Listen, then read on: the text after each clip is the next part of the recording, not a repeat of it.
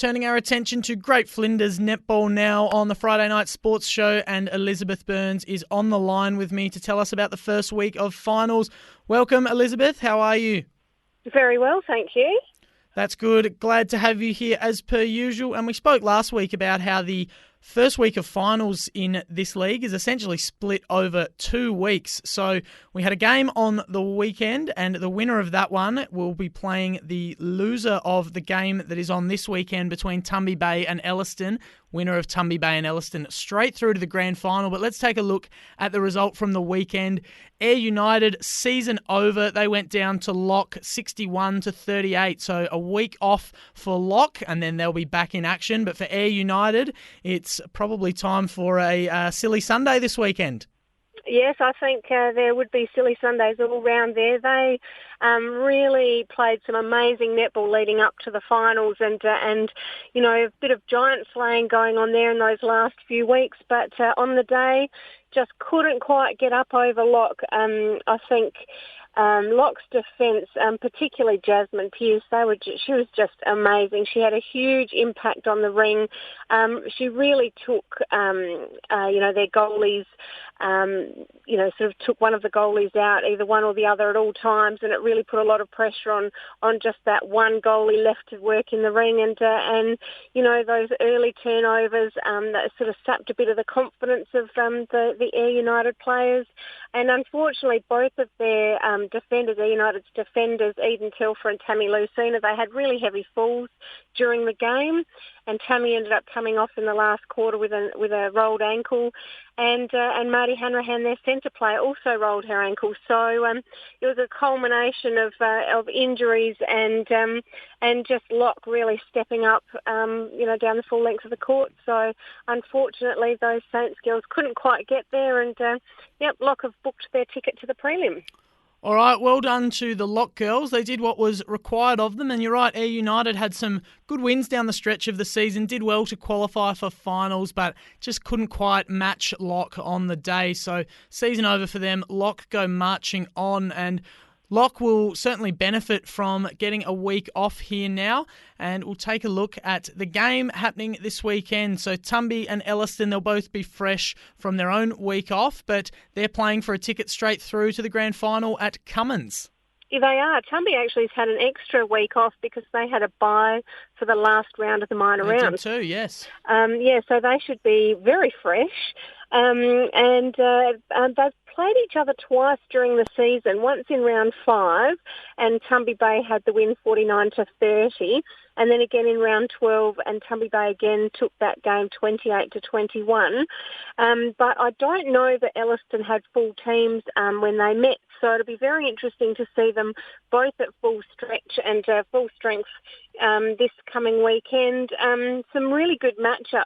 The Tumby Bay goalies, Ilka Stone and Maisie Curtis. Maisie's only a very young player. She's only about 16 or 17, and she's actually stepping up against our association best and fairest winner, Kelsey Hull. And her other defender, Nikki Schubert from Elliston, were both selected in the Great Flinders Team of the Year. So, I think that goal ring in particular is going to see some amazing play, and will certainly keep the spectators on the edges of their seats. Elliston also have some really good mid-court players, Charlie Manane and Lorena Hepperman. They feed beautifully. They move the ball so quickly down through the mid-court. I know that Tumby's Carly Dunn and Ashley Cox really do step up and try and meet that pressure. So, some great goalies at both ends, some great defenders, and it might be one of those games that just comes down to who can keep possession and who can capitalise on any loose balls. So, I'm expecting this to almost be a goal-for-goal type scenario. It should be a great game. I'm got my deck chair ready to go, I think.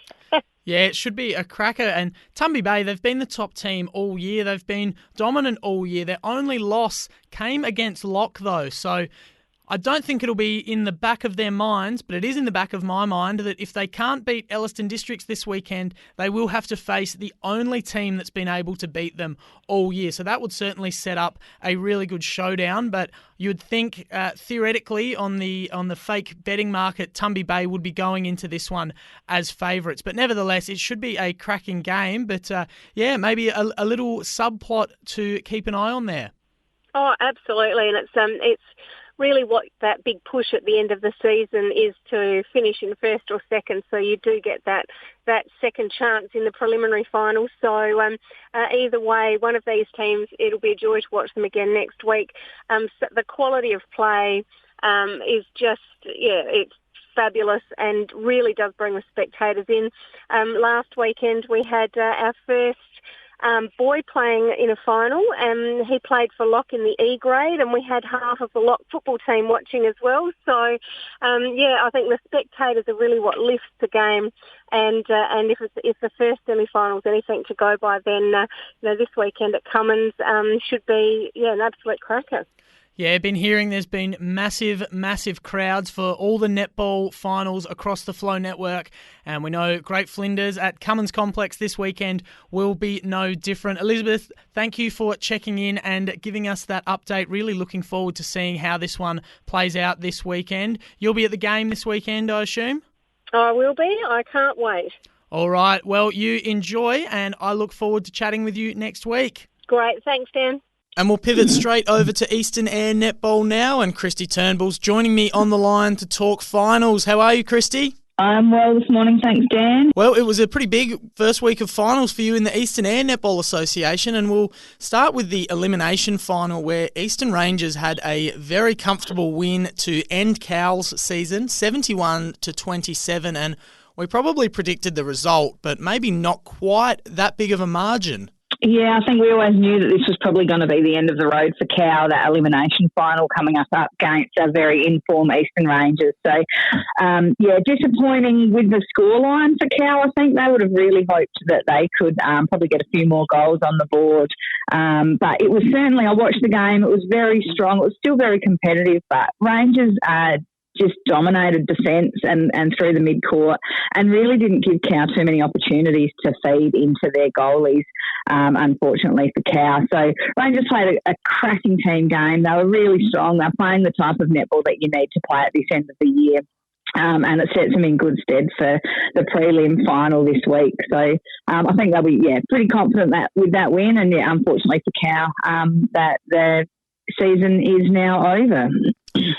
So it'll be Mad Monday or Silly Sunday for Cowell this weekend. They're done and dusted for season 2023, but Eastern Rangers are into the prelim and they'll be taking on Central Eyre United, and we'll discuss that in a moment. But first, we'll talk about Central Eyre United's game. They went down to Kimba Districts in, a bit of a heartbreaker in what would have been a ticket straight to the grand final for them, but instead it will be Kimba going straight through. They won 38-36, a nice close one. Very close. Probably had a fair few heart rates, I reckon, elevated on the sidelines on Saturday up at Woodner during this game. It was always going to be a great hit out between these two teams. They've fought for top of the table all year. We know that they both play good, strong, solid netball and great passages of play from both teams. Kimba came out firing. They had a point to prove. They hadn't beaten Storm in the last couple of meetings, so they really wanted to make sure that they beat them when it counted to get that easy road into the grand final, and they did. There were literally bodies on the line in this game, and the intensity and the pressure across the court was just high. Storm had a really strong third quarter, closed the door on Kimba really well, and just the sort of scoreboard went up and down, and it was just one of those games that it could have gone either way the whole game. But to Kimba's credit, they held on and come away with that 2-goal lead, getting them the ticket into the big dance at the end of the year. Yeah, so that's a great win for Kimba, and it's a big game for a qualifying final when there's a ticket straight through to the grand final on the line. So well done to them for getting that win. But it sets up an excellent prelim final this weekend. It's Central Eyre United taking on Eastern Rangers at Kimba. Central Eyre probably had the wood over Eastern Rangers most of the season, but the Rangers came home really, really strong, and they actually beat Central Eyre United 49-48 in the final round of the season. So we're set up for a cracker here on the weekend. Yeah, we sure are, Dan. And both the coaches in their messages to me have said that this is going to be an interesting game. And I think that's probably the best way to put it. It sure will be. It's the playoff of the grand final last year. These two teams met last year in the grand final. So Rangers got the win there. So Storm probably don't want to see a repeat of that. Like you said, it could go either way. Rangers have had a couple of narrow wins the last two meetings. Storm will be feeling a little bit, probably not upset, but, wanting to get that win to have another crack at Kimba. They'll have a bit of fire in their belly to get the win over Rangers on the weekend and take on Kimba in that grand final. It's a hard one to tip. I just don't know. Your Rangers will be confident. 44-goal win in the elimination final, full of confidence. They know they've beaten Storm the last couple of times, but finals can do funny things, and it'll be definitely a different style of game, I think, to what last weekend was, especially for Rangers. The Storm game was very high intensity and very close, as we know. So Rangers will have to lift to that intensity that Storm will be bringing again this week. So it'll be a cracking game to watch. I don't know, do I have to call it? Do I have to give you a tick? Yes, you do. We do not allow fence sitting on the Friday night sports show. Not even for a prelim. No, not for a prelim, not for a grand final. You've got to make a call. I think, I really think in a very close game, I think the fire in the belly of Storm are going to be enough to get them over the line. All right, the tip is in for Storm, but a very hesitant tip, and fair enough, because that is a very hard game to tip. What else is going on around the league, Kristy? We've got our other grades and our other age groups as well, of course. Yep. So we'll have all 7 games of netball kicking off at Kimba tomorrow for the prelim. Most of them are going to be really good games. I've done a bit of a wrap up on them all in this week's paper. I think we're going to see some really good games of netball all day up at Kimba tomorrow. All right, big day and big night happening at Kimba this weekend. Can't wait to see how it all plays out. Thanks for giving us all that info, Kristy. We'll chat to you next week and enjoy the big game tomorrow. Yeah, I will do. Thanks, Dan. Talk then.